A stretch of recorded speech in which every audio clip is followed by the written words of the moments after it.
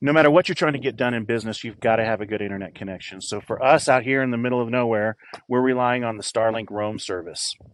Now, this is all carried in a really cool case from Savage UTV. It's actually a Pelican case that they've customized with a post for actually setting up the dish.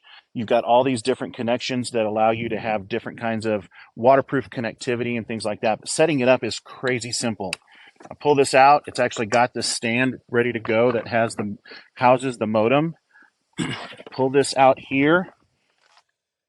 It's got about a 75-foot cable that I can use to connect it. And then I just connect this. I'll just put it over here so you can see a little better.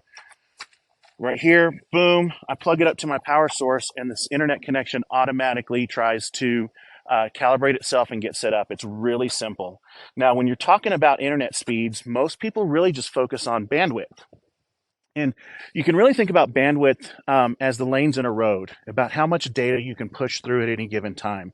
So the more bandwidth you have, the more lanes that you have in the road. But one of the things that Starlink does really well, and you've got to consider on any internet connection, is the fact that you have to have low latency. And latency is the time that it takes a packet to get to the location, and we measure it with a round trip packet speed. Low latency on a good fiber connection is going to be, in the low 20s. Most people are going to see in the 40s on a copper connection. Here I get in the upper 50s.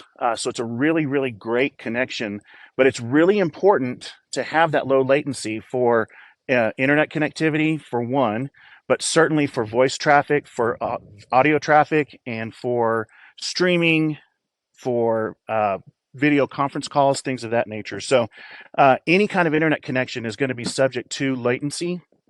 And so when you're talking about the speed of your connection, don't just focus on the bandwidth. Make sure you're actually considering the latency of that connection, because that's really going to contribute as much or more to your perceived speed than the actual bandwidth. Hope that helps. Thanks.